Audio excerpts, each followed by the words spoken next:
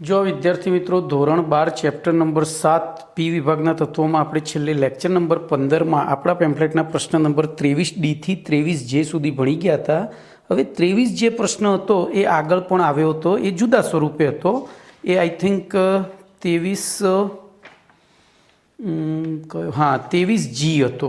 ફ્લોરિનની electron પ્રાપ્તિની enthalpy ક્લોરિનની સાપેક્ષમાં ઓછી ઋણ હોવા છતાં ક્લોરિન કરતાં ફ્લોરિન પ્રબળ ઓક્સિડેશન કરતા છે, શા માટે?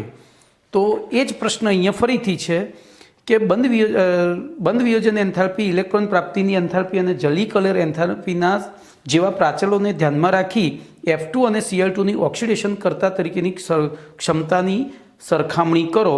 તો ધ્યાન રાખો, અહીંયા એ પ્રશ્ન હું ફરીથી રિપીટ કરું છું. આપણે બે પ્રશ્નો લખીએ અને એની તુલના કરીએ. હું પહેલો 23G લખીશ, એનો જવાબ લખીશ જે પેમ્ફલેટમાં આપ્યો છે. 23G, બોલો એનો જવાબ શું આપ્યો છે આપણને? તો F પરમાણુની ઊંચી વિદ્યુત ઋણતા, બરોબર, F પરમાણુની ઊંચી વિદ્યુત ઋણતા, નીચી જલીયકરણ એન્થાલ્પી,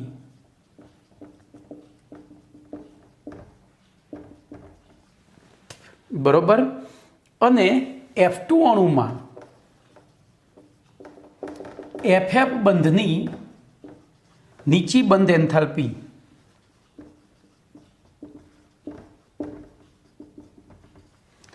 ના કારણે ફ્લોરિનની ઇલેક્ટ્રોન પ્રાપ્તિની એન્થાલ્પી વધુ હોવા છતાં તે ક્લોરિન કરતાં ઇલેક્ટ્રોન પ્રાપ્તિની એન્થાલ્પી ઓછી હોવા છતાં એમ ના કારણે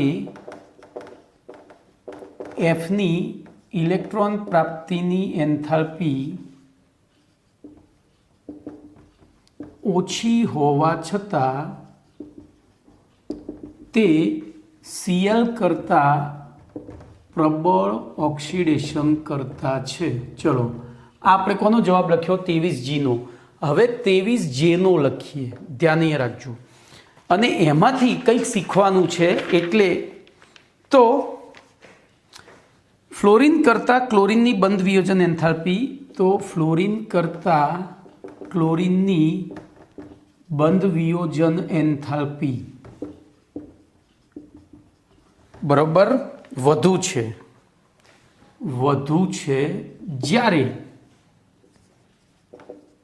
ફ્લોરિન કરતાં ક્લોરિનની જલીયકરણ એન્થાલ્પી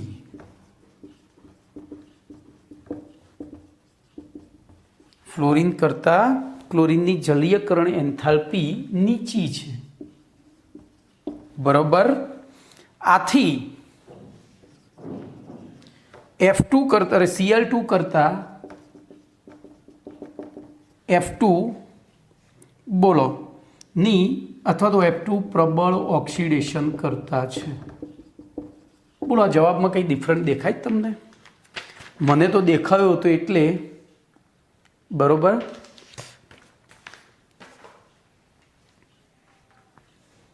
વિચારો.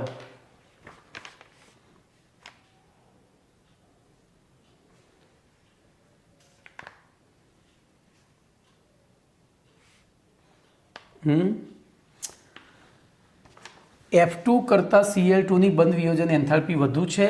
F2 કરતાં Cl2ની જલીયકરણ એન્થાલ્પી, તો અહીંયા ધ્યાન રાખજો, અહીંયા નીચી જલીયકરણ એન્થાલ્પી છે, બરોબર. હવે ધ્યાન રાખજો, આ બે જગ્યાએથી કોની નીચી છે? Fની છે.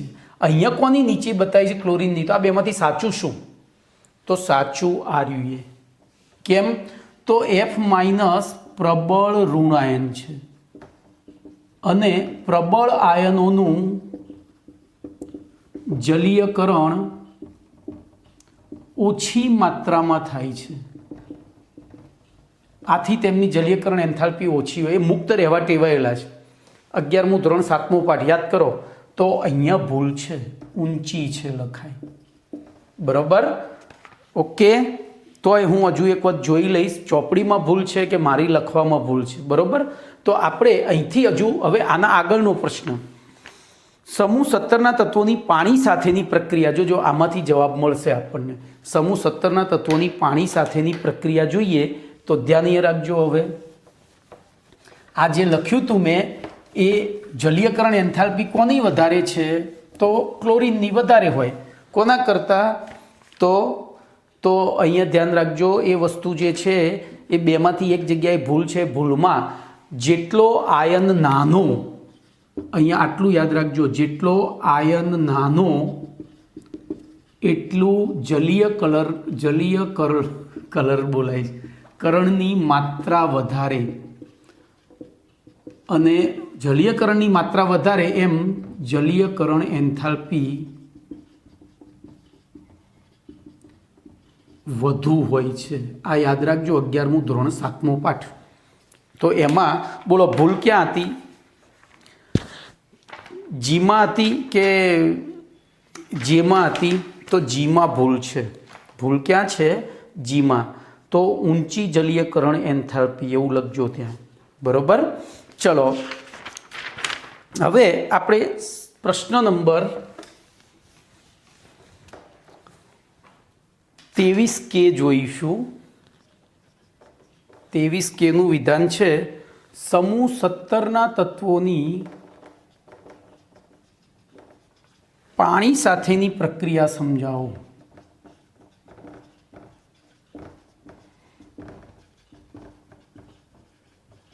ધ્યાન રાખજો, હવે સમૂહ 17ના તત્વોની પાણી સાથેની પ્રક્રિયા સમજાવો.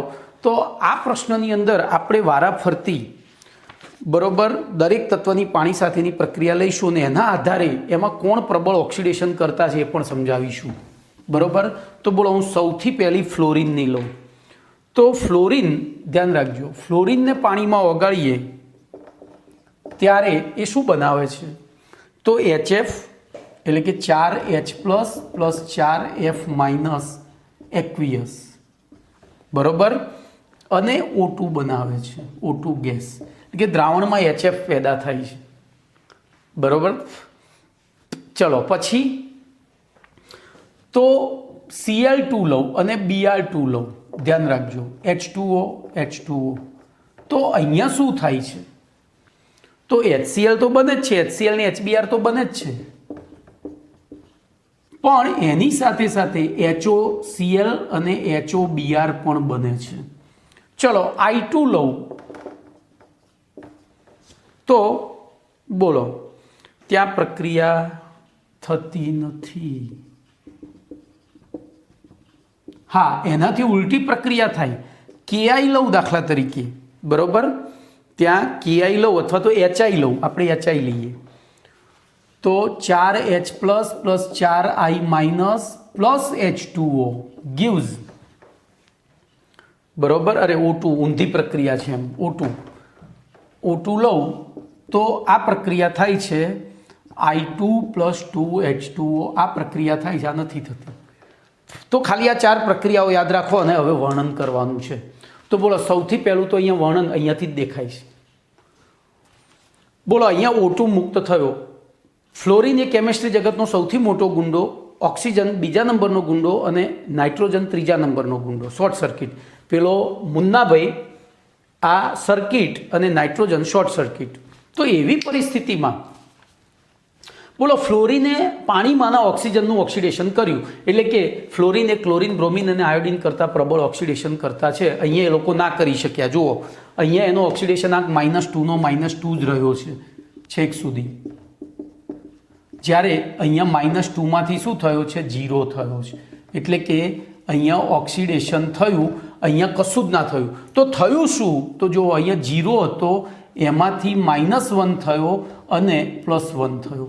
તો અહીંયા બોલો, આ ઓક્સિડેશન થયું અને આ રિડક્શન થયું. એટલે કે એમનું સ્વયં વિષમીકરણ થયું આ બેમાં. જ્યારે આને તો પ્રક્રિયા દર્શાવી જ નહીં. તો બોલો, આ બેના આધારે પુરવાર થાય કે ફ્લોરિન, ક્લોરિન, બ્રોમિન, આયોડિનમાં સૌથી પ્રબળ. આપણે તો આની સાથે જ તુલના કરવાની છે ને, કારણ કે આની ઇલેક્ટ્રોન પ્રાપ્તિની એન્થાલ્પી વધારે છે, આની ઓછી છે. તેમ છતાં એ પ્રબળ ઓક્સિડેશન કરતા એટલે પોતાનું રિડક્શન એટલે ઇલેક્ટ્રોન મેળવવા. તેમ છતાં ઇલેક્ટ્રોન સરળતાથી મેળવે છે. તો એનું કારણ છે એનું નાનું કદ, ઊંચી જલીયકરણ એન્થાલ્પી. આ જલીયકરણ થઈ ગયું.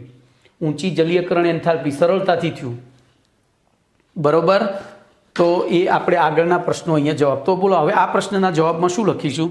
તો હેલોજન તત્વોની ઓક્સિડેશન કરતા તરીકેની સાપેક્ષ ક્ષમતા તેમની પાણી સાથેની પ્રક્રિયા દ્વારા વધુ સારી રીતે સમજી શકાય છે. અને પછી આ જ વસ્તુ શબ્દોમાં લખવાની છે. પહેલું લખીએ, ફ્લોરિનની પાણી સાથે પ્રક્રિયા કરતાં ફ્લોરિન પાણીમાંના ઓક્સાઇડ આયનનું ઓક્સિજનમાં ઓક્સિડેશન કરે છે. જ્યારે ક્લોરિન અને બ્રોમિનની પાણી સાથે પ્રક્રિયા કરવામાં આવે તો અનુવર્તી હાઇડ્રોહેલિક એસિડ અને હાઇપોહેલસ એસિડ બને છે. હાઇડ્રોક્લોહેલિક અને હાઇપોહેલસ એસિડ એટલે કે જે દર્શાવે છે કે અહીંયા ક્લોરિન બ્રોમિનનું પોતાનું વિષમીકરણ થાય છે. એ ઓક્સિજનનું ઓક્સિડેશન કરી શકતા નથી. એટલે કે ફ્લોરિન કરતાં ક્લોરિન ને બ્રોમિન નિર્બળ ઓક્સિડેશન કરતા છે.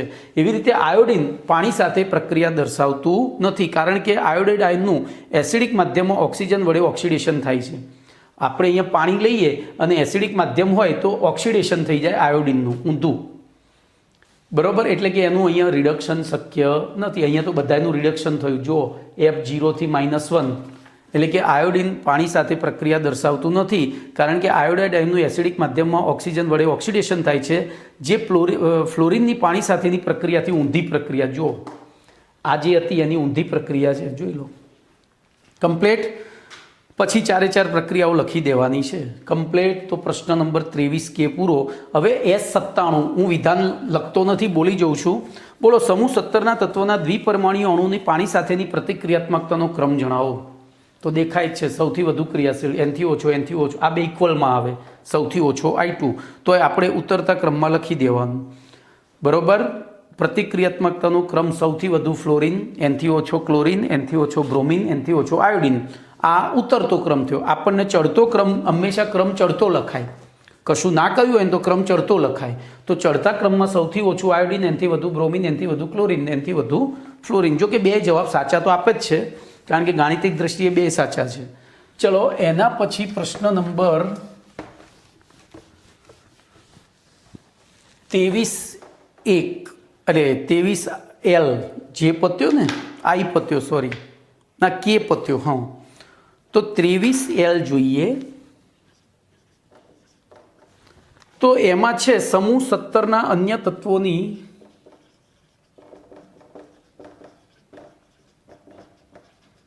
સાપેક્ષે ફ્લોરિનની અનિયમિત વર્તણૂક. ફ્લોરિન તત્વની અથવા ફ્લોરિનની સીધું લખીએ, અનિયમિત વર્તણૂક સમજાવો. બોલો, ધ્યાન રાખો. આવો મેં તમને કહ્યું હતું, પી વિભાગના તત્વોમાં આવો દરેક સમૂહમાં એક પ્રશ્ન આવે, અને દરેક સમૂહનું પહેલું તત્વ એ બાકીના તત્વોની સાપેક્ષે અનિયમિત વર્તણૂક દર્શાવે. બોલો, એના માટે જવાબદાર કારણો કયા હતા? યાદ છે? તો નાનું કદ, ઊંચી વિદ્યુત ઋણતા, પછી નીચી જલીયકરણ એન્થાલ્પી, ઊંચી જલીયકરણ એન્થાલ્પી અને નીચી બંધ વિયોજન એન્થાલ્પી. ઓકે, તો વિચારો હવે આ પ્રશ્નનો જવાબ. તો બોલો, આ પ્રશ્નના જવાબમાં શું લખાશે? તો જવાબ આ રીતે લખાય, સમૂહ 17ના અન્ય તત્વોની સાપેક્ષે બોલો ફ્લોરિનના નાના કદ, પછી બોલો ઊંચી વિદ્યુત ઋણતા અને બાહ્યતમ કક્ષામાં ડી કક્ષકોની ગેરહાજરીના કારણે શીખવાડ્યું તો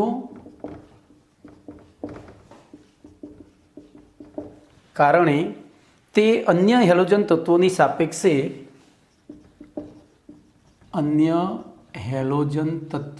સાપેક્ષે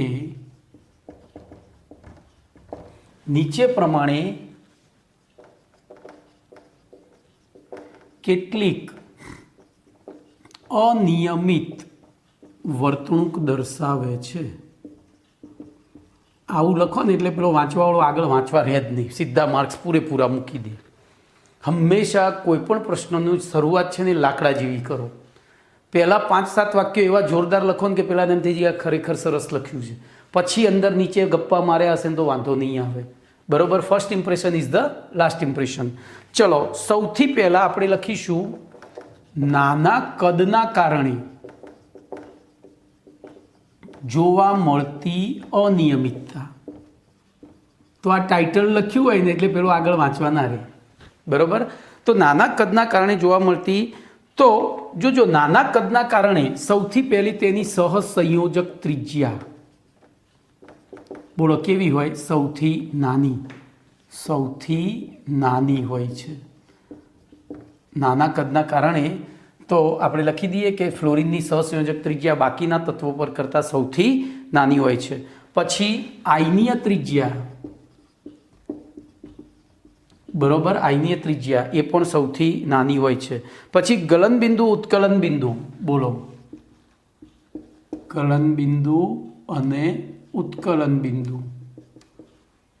તો ધ્યાન રાખજો, F2 અણુ અધ્રુવીય અણુ છે એટલે એના ગલન બિંદુ ઉત્કલન બિંદુ ઉપર માત્ર કોણ અસર કરે? વાન ડેર વાલ્સ આકર્ષણ.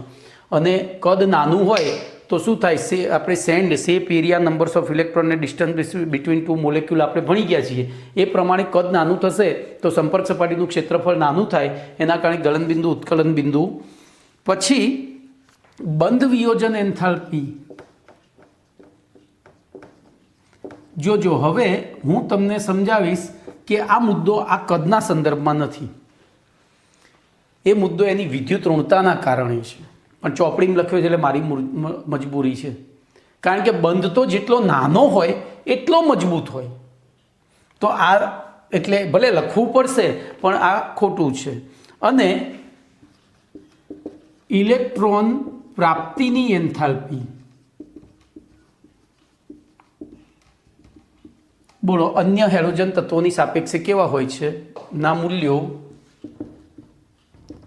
અન્ય હેલોજન તત્વોની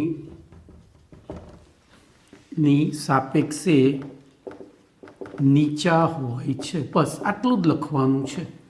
બરોબર, ચલો બી આવે. તો હવે એક વધારાની વસ્તુ લખી દઈએ. જોજો, અહીંયા બંધ વિયોજન એન્થાલ્પીની જગ્યાએ બંધ લંબાઈ લખી નાખજો. બંધ વિયોજન એન્થાલ્પીના જગ્યાએ શું લખશો? બંધ એન્થાલ્પી. શબ્દ સુધારી દેજો. બરોબર, તો બંધ એન્થાલ્પી, બંધ લંબાઈ, એન્થાલ્પી નહીં. બરોબર, ત્યાં એટલો સુધારો કરી દેજો.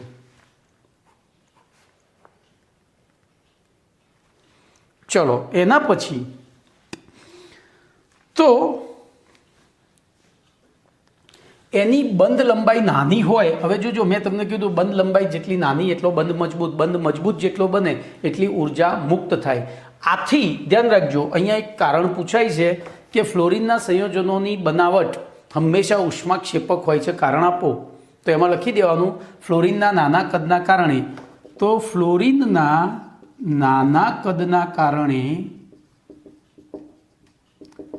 ફ્લોરિનના સંયોજનોમાં MF બંધ લંબાઈ, અહીંયા એમ તરીકે અથવા EF લખો, એલિમેન્ટ એમ, EF બંધ લંબાઈ નાની હોય છે. આથી ફ્લોરિનના મોટા ભાગના સંયોજનોની બનાવટની પ્રક્રિયા, બોલો શું હોય? બંધ નાનો હોય એટલે જેટલો મજબૂત બંધ બને એટલી ઉર્જા વધારે મુક્ત કરવી પડે. એનાથી ઉલટું, એને તોડવો હોય તો એટલી ઉર્જા જેટલી મુક્ત થઈ હતી એટલી આપવી પડે. તો પ્રક્રિયાઓ ઉષ્માક્ષેપક હોય છે. કેવી હોય છે? ઉષ્માક્ષેપક હોય છે. ચલો, હવે બીજો મુદ્દો લઈએ. તો નાના કદના કારણે આટલી વસ્તુ થાય. જુઓ, પહેલી તો સહસંયોજક ત્રિજ્યા, આયનીય ત્રિજ્યા, ગલન બિંદુ, ઉત્કલન બિંદુ અને બંધ લંબાઈ અને ઇલેક્ટ્રોન પ્રાપ્તિની એન્થાલ્પીના મૂલ્યો. તો હવે બીજો મુદ્દો આવશે ઊંચી વિદ્યુત ઋણતા.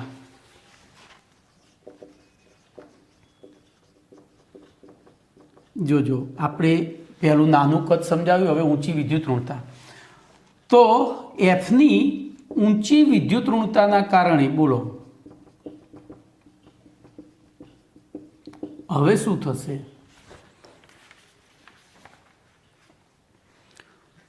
તો તેની આયનીકરણ એન્થાલ્પી, તેની બંધ વિયોજન એફએફ બંધ વિયોજન એન્થાલ્પી, આમ તો બંધ વિયોજન એન્થાલ્પી એની નીચી જ છે, પણ જોજો ઊંચી વિદ્યુત ઋણતાના કારણે અહીંયા લખવાનું, તેની એફએફ બંધ વિયોજન એન્થાલ્પી કેમ આમ છે યાર, મગજમાં કંઈક જુદું ચાલે છે. એફએફ બંધ વિયોજન એન્થાલ્પી નીચી જ્યારે એફએફ બંધ વિયોજન એન્થાલ્પી નીચી જ્યારે આયનીકરણ એન્થાલ્પી અને વિદ્યુતરૂપ પોટેન્શિયલના મૂલ્યો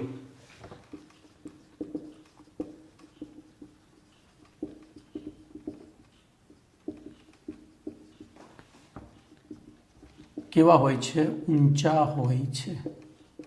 આ વસ્તુ સુધારજો, બરોબર? આટલું યાદ રાખજો.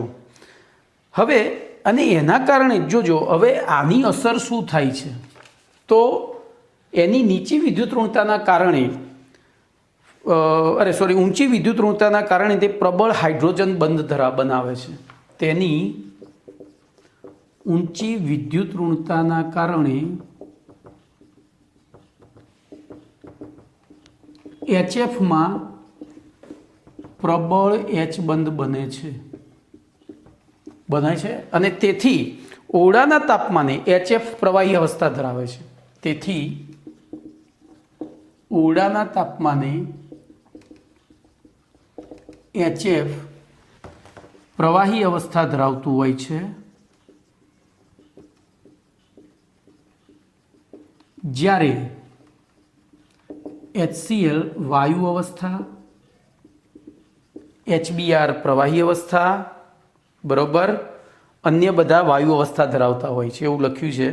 અન્ય હેલાઇડ કારણ મોટા કદ અને નીચી વિદ્યુત ઋણતાના કારણે તે બરોબર જ્યારે બાકીના બધા વાયુ અવસ્થા ધરાવતા હોય છે. તો જ્યારે બાકીના HX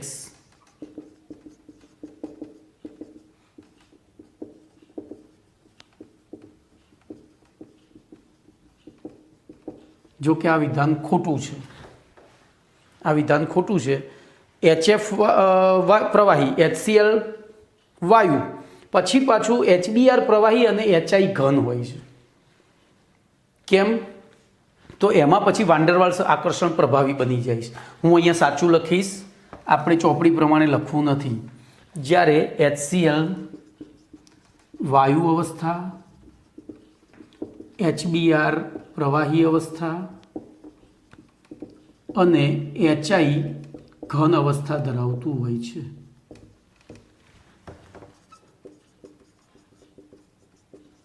બાષ્પશીલ ઘન અવસ્થા. કમ્પ્લેટ. તો આટલું લખવાનું છે. એના પછી ડી કક્ષકોની ગેરહાજરી, ત્રીજો મુદ્દો લઈએ. બોલો, આમાં કશું ગોખવા જેવું છે? બધું 11મા ધોરણના ત્રીજા પાઠના આધારે લખવાનું છે. તો ત્રીજું લખીશું, તેમાં સી કરીને ડી કક્ષકોની ગેરહાજરીના કારણે બોલો તે મહત્તમ, જોજો કેટલી સંયોજકતા દર્શાવી શકે. તો એની બાહ્યતમ કક્ષામાં S અને P બે જ કક્ષકો છે, તેથી તે મહત્તમ 4 સંયોજકતા, જોજો આ મારી રીતે સમજાવું છું, દર્શાવી શકે છે. પરંતુ અહીંયા બીજું કારણ આવે, પરંતુ તે પ્રબળ અથવા તો સૌથી વધુ વિદ્યુત ઋણ હોવાથી, તે સૌથી વધુ વિદ્યુત ઋણ તત્વ હોવાથી બોલો શું થશે? તે માત્ર એક જ સંયોજકતા દર્શાવે છે, કારણ કે એની બાહ્યતમ કક્ષાની ઇલેક્ટ્રોન રચના NH2NP5 છે, એટલે એક જ ઇલેક્ટ્રોન મેળવશે. 4 ક્યારે દર્શાવી શકે? 4 સાથે ભાગીદારી કરે, પણ એ તો સૌથી વધુ વિદ્યુત ઋણ છે, એટલે કોઈની જોડે ભાગીદારી તો કરશે જ નહીં, પોતાની દાદાગીરીનો ઉપયોગ કરશે, એ સામેવાળાને લૂંટી જ લેશે. તો એવી પરિસ્થિતિમાં આથી જોજો તેનું માત્ર એક જ ઓક્સો એસિડ HOF જાણીતું છે, જ્યારે બાકીના હેલોજનના HOX પછી એ રીતે એકથી વધુ ઓક્સો એસિડ જાણીતા છે, બરોબર. બાકીના હેલોજનના એકથી વધુ ઓક્સો એસિડ જાણીતા છે. જોજો આમાંથી બીજો MCQ. બોલો ફ્લોરિનના કયા હેલોજનના ઓક્સો એસિડમાં હેલોજન કેન્દ્રીય પરમાણુ હોતો નથી? તો HOF. બરોબર. અહીંયા લખું છું, MCQ પૂછાય કયા હેલોજન તત્વના ઓક્સો એસિડમાં હેલોજન તત્વ મધ્યસ્થ પરમાણુ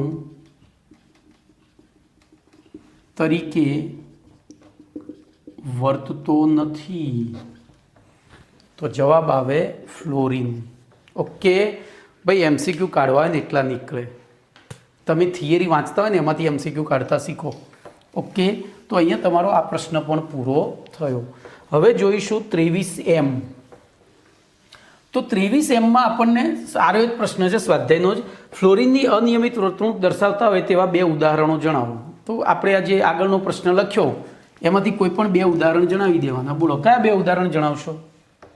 તો એક છેલ્લું જ લખવાનું, ફ્લોરિન એકમાત્ર એક જ ઓક્સો એસિડ HOF બનાવે છે, જ્યારે બાકીના હેલોજન એકથી વધુ ઓક્સો એસિડ દર્શાવે છે. પછી બીજું બોલો, તો HF પ્રવાહી અવસ્થા ધરાવે છે, જ્યારે બાકીના બધા વાયુ કે ઘન કે પ્રવાહી કોઈ પણ અવસ્થા. એટલે એની પ્રવાહી અવસ્થા શેના કારણે છે? ઊંચી વિદ્યુત ઋણતાના કારણે. પછી ફ્લોરિન એની ઇલેક્ટ્રોન પ્રાપ્તિની એન્થાલ્પી નીચી હોવા છતાં પ્રબળ ઓક્સિડેશન કરતા તરીકે વર્તે છે. પતી ગયું. 3 વસ્તુ આપણે સમજાવી દેવાની. ચલો એના પછી પ્રશ્ન નંબર 23N. તો 23Nનું વિધાન છે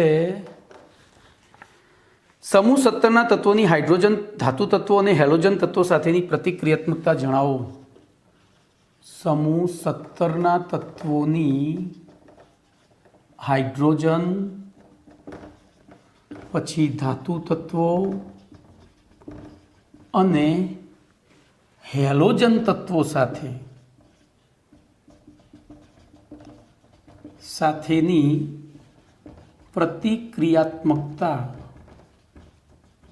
જણાવો અથવા સમજાવવું છે, આપણે સમજાવીશું. ચલો, તો એમાં પણ 3 મુદ્દા આવશે. બોલો પહેલો મુદ્દો, તો H પ્રત્યેની પ્રતિક્રિયાત્મકતા. બોલો શું લખીશું? તો H2 સાથે પ્રક્રિયા કરી એટલે HH પ્રકારના હેલાઇડ સંયોજનો બનાવે છે, કારણ કે આમની બાયતમ બધા જ હાઇડ્રોજન કરતાં વધુ વિદ્યુત ઋણ છે અને એમની બાયતમ કક્ષાની ઇલેક્ટ્રોન રચના NH2 NP5 છે, જ્યારે આની NS1 છે.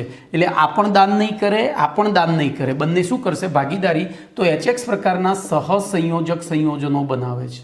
હવે જોજો એમાંય પાછું આગળ H કરતાં Xની વિદ્યુત ઋણતા વધારે હોવાના કારણે શું થશે? ધ્રુવીય HX પ્રકારના ધ્રુવીય સહસંયોજક લખજો, સંયોજનો બનાવે છે અને તેમાં ધ્રુવીયતાના કારણે તે એસિડ તરીકે વર્તે છે.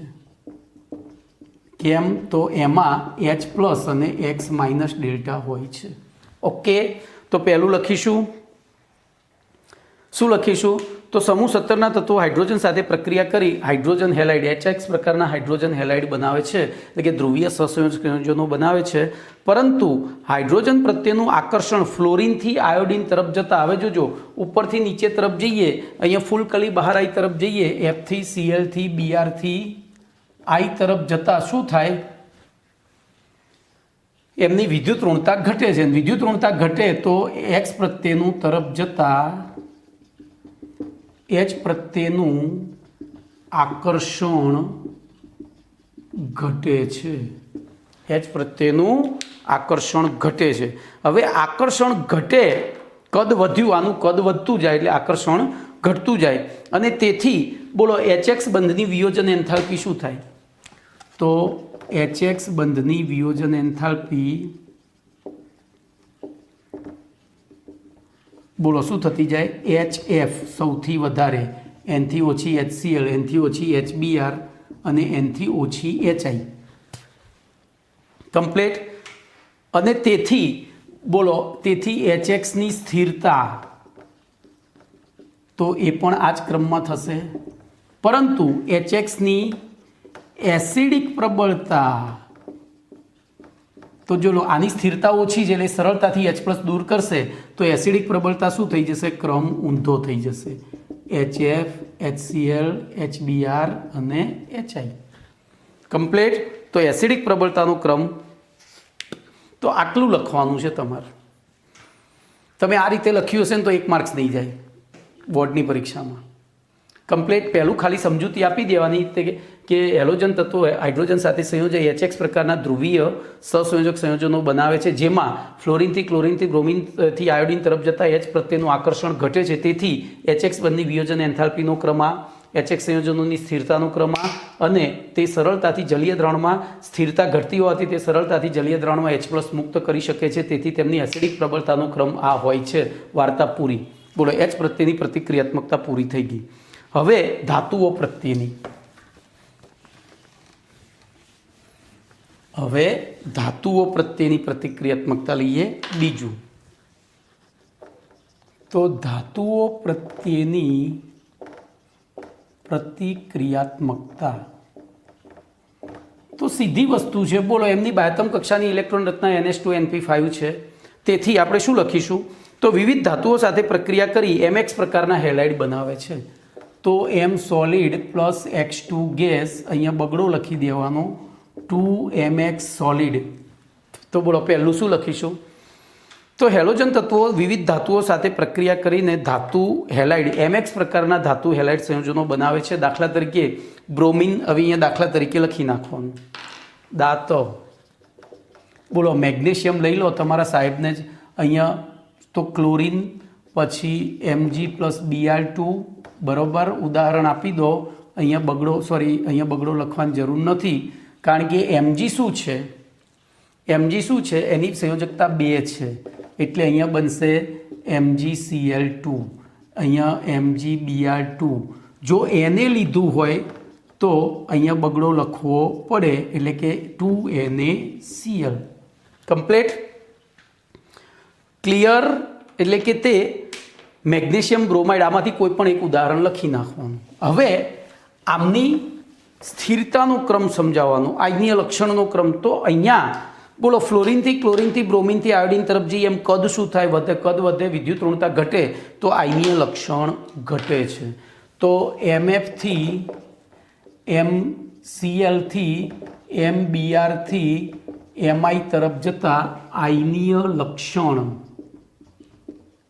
નો ક્રમ છે. એટલે કે તમને દેખાય શું થાય છે? ઘટે છે. કમ્પ્લીટ. આયનીય લક્ષણ ઘટે છે. જ્યાં M એક સંયોજક ધાતુ છે.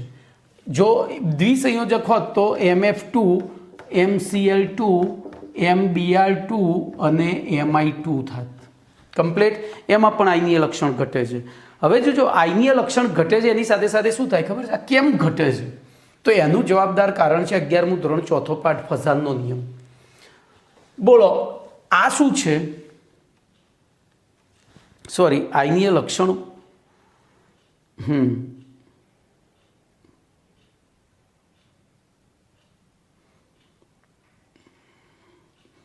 હવે આ તો જે સંયોજનો છે બધા એક જ સંયોજકતા દર્શાવે છે. આપણે દાખલા તરીકે PB લઈએ. હવે PB લઈએ, બરોબર.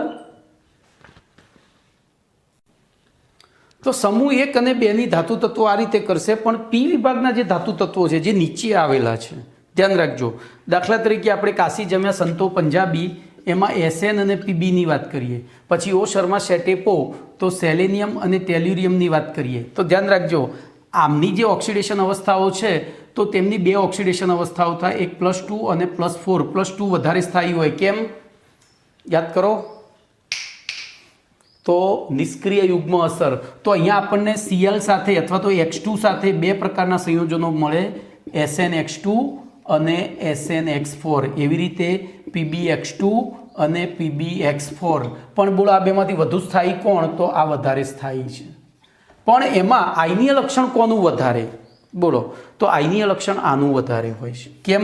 તો ફઝાનના નિયમ પ્રમાણે શું થાય? બોલો, આયનીય લક્ષણ કોનું વધારે હોય? તો જેટલો અહીંયા ધ્યાન રાખજો, ફઝાનના નિયમ પ્રમાણે ધાતુના નીચી ઓક્સિડેશન અવસ્થા ધરાવતા હેલાઇડ સંયોજનો, તો આમનું આયનીય લક્ષણ ઓછું હોય અને આનું વધુ હોય. જોજો એવું ચોપડીમાં લખ્યું છે. આપણે જોઈએ તો ઊંચી ઓક્સિડેશન અવસ્થા ધરાવતા હેલાઇડ સંયોજનો વધુ સહસંયોજક હોય. કેમ સહસંયોજક હોય? તો એનું કારણ સમજાવું. તો Sn+4 અને એની સાથે 4x જોડાયા છે. ભલે આની વિદ્યુત ઋણતા વધારે રહી, પણ આના ધન વીજભારના કારણે એને આપેલા ઇલેક્ટ્રોન પરત ખેંચે છે. આપેલા પરત ખેંચે તો કયું લક્ષણ વધે? સહસંયોજક લક્ષણ વધે અને આયનીય લક્ષણ ઘટે. જ્યારે અહીંયા કેવું થાય? તો એનો ધન વીજભાર ઓછો છે એટલે પ્રમાણમાં ઓછું ખેંચશે, તો અહીંયા આયનીય લક્ષણ વધારે અને સહસંયોજક લક્ષણ ઓછું. બોલો, કમ્પ્લીટ. તો આ રીતે તમે લખશો તો તમારો જવાબ ખોટો નહીં પડે. ઓકે, ચલો એના પછી હેલોજન તત્વો સાથેની પ્રતિક્રિયાત્મકતા. તો એની પોતાની સાથેની પ્રતિક્રિયાત્મકતા. બોલો, તો ત્રીજો મુદ્દો છે હેલોજન તત્વો સાથેની પ્રતિક્રિયાત્મકતા. એક સાથેની પ્રતિક્રિયાત્મકતા લખી દઉં છું ટૂંકમાં. તો ધ્યાન રાખજો, જુદા જુદા હેલોજન તત્વો એકબીજા સાથે જોડાઈને, હવે ધ્યાન રાખજો, હેલોજનની બાહ્યતમ કક્ષાની ઇલેક્ટ્રોન રચના NH2Np5 છે. હવે એમાં જોવા જઈએ તો આપણે આગળના એક પ્રશ્નમાં ભણ્યા હતા. હાલ આની ઇલેક્ટ્રોન રચનામાં એક જ અયુગ્મિત ઇલેક્ટ્રોન છે. એની ભૂમિ અવસ્થામાં એક જ અયુગ્મિત ઇલેક્ટ્રોન છે. એટલે કયા પ્રકારના? XX- પ્રકારના. પછી બીજી ઉત્તેજિત અવસ્થા થાય એટલે કે અહીંથી ઇલેક્ટ્રોન, અહીંયા થોડું દૂર લખું, બોલો, આ ઇલેક્ટ્રોન ઉત્તેજિત થઈને જશે તો ક્યાં જશે? તો જે ખાલી P કક્ષકો છે ને એમાં જશે, D કક્ષકોમાં. આ છે NS, આ NP અને આ ND. તો એ વખતે બોલો હવે શું થયું? કેટલા ઇલેક્ટ્રોન અયુગ્મિત થયા? તો 3. તો ત્યાં XX-3 પ્રકારના. હજુ આ ઇલેક્ટ્રોન કૂદકો મારીને અહીંયા જાય તો બોલો શું થાય? તો આપણી પાસે કેટલા અયુગ્મિત ઇલેક્ટ્રોન થશે? 5. તો XX-5 પ્રકારના. અને આ ઇલેક્ટ્રોન હજુ કૂદકો મારીને આગળ જાય તો 1, 2, 3, 4, 5, 6 અને 7 XX-7 પ્રકારના હેલાઇડ સંયોજનો બનાવે છે. અને આંતર હેલોજન સંયોજનો કહે છે. શું કહે છે? આંતર હેલોજન સંયોજનો. જ્યાં X એ, તો ધ્યાન રાખજો, X બરાબર નાના કદનું હેલોજન તત્વ અને X' એ મોટા કદનું હેલોજન તત્વ છે. બરાબર? એટલે જોજો અહીંયા, સોરી મારી કદાચ ભૂલ થઈ, ઊંધું લખ્યું. X એ મોટા કદનું અને આ નાના કદનું થાય X'. એટલે ધ્યાન રાખજો, અહીંયા મેં કહ્યું હતું IF7 એકમાત્ર કયું સંકરણ? તો sp3d3 સંકરણ ધરાવતું એકમાત્ર સંયોજન છે આ IF7. ઓકે, તો X' એ નાના કદનું છે જ્યારે X એ મોટા કદનું, અથવા તો X એ વધુ વિદ્યુત ધન તત્વ છે અને X' એટલે, તો ધ્યાન રાખજો આમાંથી MCQ પૂછાય કે આંતર હેલોજન સંયોજનોમાં X' તરીકે F હોય તો X તરીકે શું હોઈ શકે? તો એ Cl-Bri હોઈ શકે. X' તરીકે Cl હોય તો X તરીકે Bri હોય, અને X' તરીકે Br હોય તો X તરીકે શું હોઈ શકે? ફક્ત I જ હોઈ શકે. સોરી મારી કદાચ ભૂલ થઈ, મેં ઊંધું લખ્યું છે ભાઈ, આમાં થોડું કન્ફ્યુઝન રહે. આપણે X' અહીંયા X તરીકે લેવાનું હતું. ફરીથી સમજી લો, MCQ પૂછાય કે X' તરીકે ફ્લોરિન હોય તો એક્સ તરીકે Cl Br અને I હોઈ શકે, એવી રીતે એક્સ ડેશ તરીકે ક્લોરિન હોય તો એક્સ તરીકે Br અને I હોઈ શકે, એવી રીતે એક્સ ડેશ તરીકે એક્સ ડેશ એટલે નાનું કદ છે ને,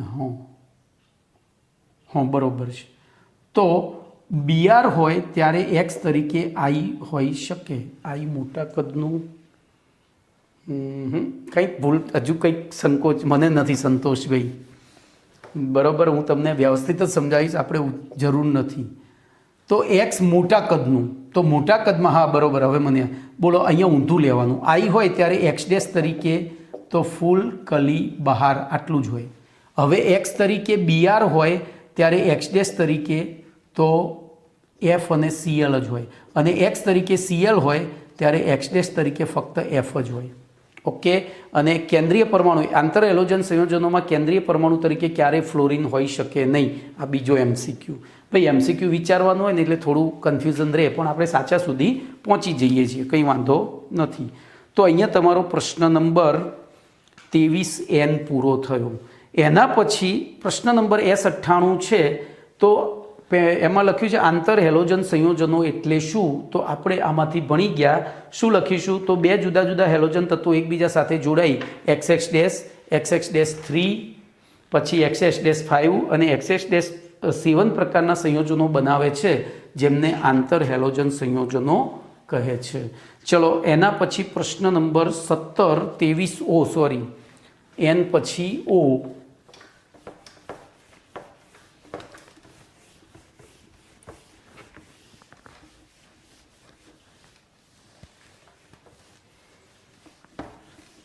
તો ધ્યાન અહીંયા રાખો, 23O છે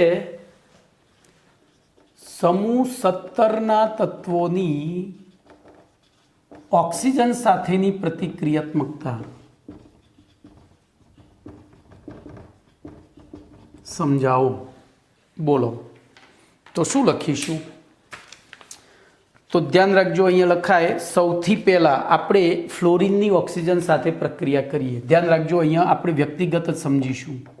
પછી ક્લોરિનની ઓક્સિજન સાથે પ્રક્રિયા કરીએ, બ્રોમિનની કરીએ અને આયોડિનની કરીએ. તો બોલો આ બેમાં વધુ વિદ્યુતઋણ કોણ? તો આ કેમેસ્ટ્રી જગતનો ગુંડો અને આ સર્કિટ. તો એવી પરિસ્થિતિમાં શું કરશે? ઇલેક્ટ્રોન મેળવશે ને આને ગુમાવવા પડશે. તો આપણને ત્યાં બે નિપજો મળે છે, OF2 અને O2F2. બરાબર? તો આપણે હવે શબ્દોમાં જ લખીશું કે ફ્લોરિન, જોજો, હેલોજન તત્વો ઓક્સિજન સાથે ઘણા ઓક્સાઇડ સંયોજનો બનાવે છે, જે પૈકી મોટા ભાગના અસ્થાયી છે. કેમ અસ્થાયી છે? તો બે પ્રબળ વિદ્યુતઋણ તત્વો લગભગ એકબીજા સાથે જોડાય, ના છૂટકે જ જોડાય, પણ જો ત્રીજો કોઈ લૂંટવા માટે આવતું હોય, ત્રીજો ગરીબ માણસ, તો એને જ લૂંટે. એ લોકો પોતે એકબીજાને લૂંટવાના પ્રયત્ન, ના છૂટકે એકબીજાને લૂંટે જ્યાં સુધી ત્રીજું કોઈ હોય નહીં ત્યાં સુધી. એટલે એમના ઓક્સાઇડ સંયોજનો પ્રમાણમાં કેવા હોય છે? અસ્થાયી હોય છે. કમ્પ્લીટ. હવે જોઈએ સૌથી પહેલું તો ફ્લોરિન ઓક્સિજન સાથે સંયોજાઈ OF2 અને O2F2 એમ બે સંયોજનો બનાવે છે. અને આથી જોજો અહીંયા ઓક્સિજન કરતાં ફ્લોરિનની વિદ્યુતઋણતા વધારે હોવાથી એમને ઓક્સિજનના ફ્લોરાઇડ સંયોજનો કહેવામાં આવે છે. ખાસ યાદ રાખજો, ઓક્સિજનના ફ્લોરાઇડ સંયોજનો કહેવામાં આવે છે.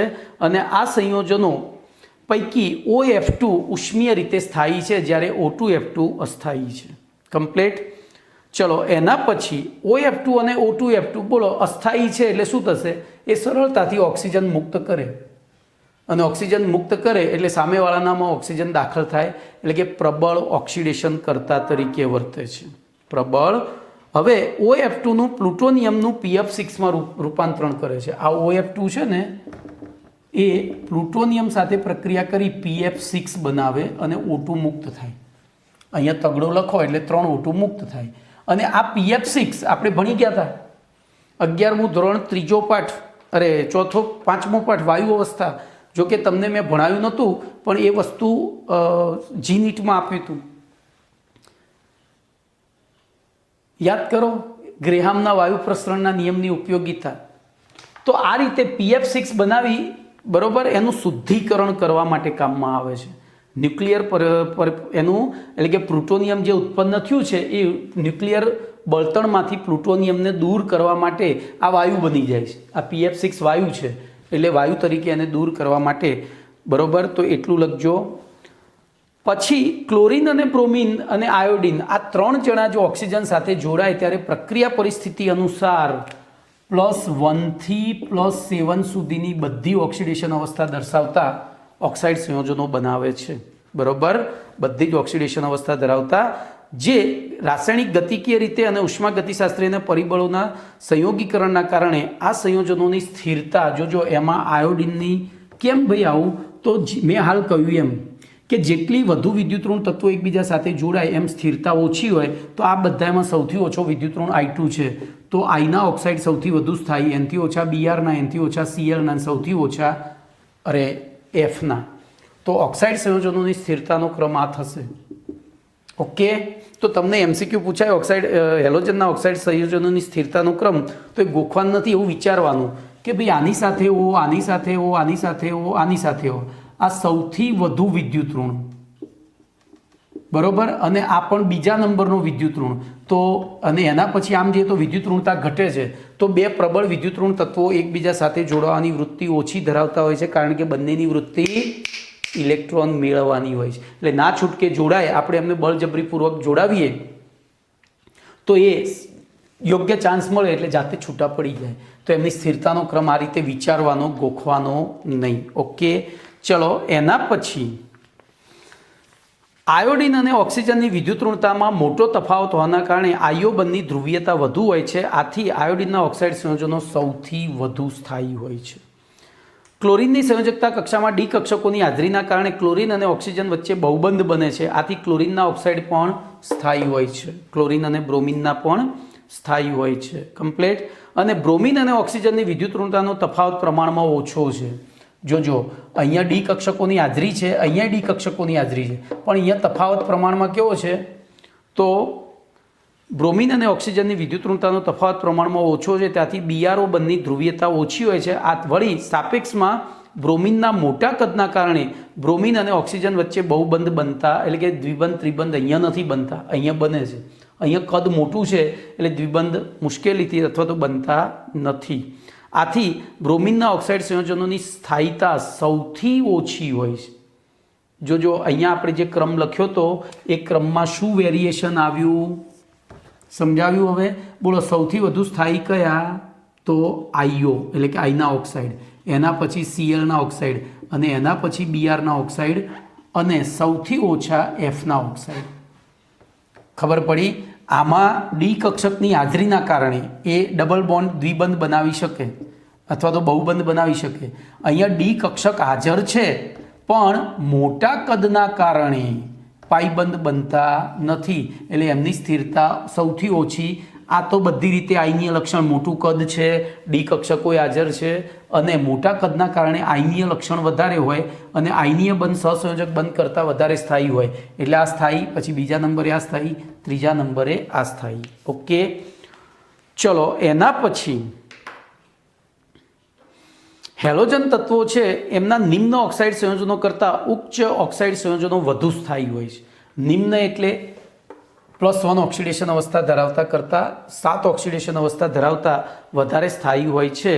તો જોઈએ કેમ, તો Cl2O, ClO2, Cl2O6 અને Cl2O7 ઓક્સાઇડ સંયોજનો વધુ પ્રતિક્રિયાત્મક અને વિસ્ફોટ. હવે જોજો, એ તો આપણે સ્થિરતાનો ક્રમ, કારણ કે આયનીય લક્ષણ વધ્યું, જેટલા ઓક્સિજન વધારે જોડાશે એટલો અહીંયા ધન વીજભાર વધારે પેદા થશે, આયનીય લક્ષણ વધે, આયનીય લક્ષણ વધે એટલે સ્થિરતા વધે. પણ હવે આપણે વાત કરીશું ક્લોરીનના ઓક્સાઇડની. તો ક્લોરીનના ઓક્સાઇડ જે છે એ વધુ પ્રતિક્રિયાત્મક અને વિસ્ફોટક છે. કેવા છે? વધુ કારણ કે એમની સ્થિરતા પ્રમાણમાં ભલે વધારે રહી તેમ છતાં એ વિસ્ફોટક વલણ ધરાવે છે. જ્યારે બ્રોમિનના ઓક્સાઇડ સંયોજનોની સ્થિરતા સૌથી ઓછી છે. આથી બ્રોમિનના વિવિધ ઓક્સાઇડ સંયોજનો પૈકી માત્ર BR2O, BRO2 અને BRO3 જ સૌથી વધુ ઓછા સ્થાયી છે, અને તેઓ માત્ર નીચા તાપમાને જ અસ્તિત્વ ધરાવે છે. તો આ બધું યાદ રાખવાનું છે. ઓકે, વિવિધ હેલોજન ઓક્સાઇડ સંયોજનો પૈકી બ્રોમિનના ઓક્સાઇડ ઉપરોક્ત ઓક્સાઇડ સૌથી વધુ શક્તિશાળી ઓક્સિડેશન કરતા છે. ઉપરોક્ત એટલે Br2O એટલે કે +1 ઓક્સિડેશન અવસ્થાવાળો, +4 વાળો અને +6 વાળો એ સૌથી વધુ પ્રબળ ઓક્સિડેશન કરતા છે. આયોડિનના ઓક્સાઇડ સંયોજનોમાં I2O4, I2O5 અને I2O7, એટલે બોલો કઈ ઓક્સિડેશન અવસ્થા થશે? તો +2, +5 અને +7, બરોબર. +2, +5 અને +7 એ કેવા હશે? અદ્રાવ્ય ઘન પદાર્થો છે અને ગરમ કરતા વિઘટન પામે છે. જે પૈકી I2O5 એ સૌથી સારો ઓક્સિડેશન કરતા છે અને તે કાર્બન મોનોક્સાઇડના પરિમાપનમાં ઉપયોગી છે. તો યાદ રાખજો, I2O7 એ કાર્બન મોનોક્સાઇડના પરિમાપનમાં ઉપયોગી છે. પૂછાય છે MCQમાં. ઓકે, તો આપણે આટલે સુધી રાખીએ છીએ. બીજું નેક્સ્ટ ટાઈમ.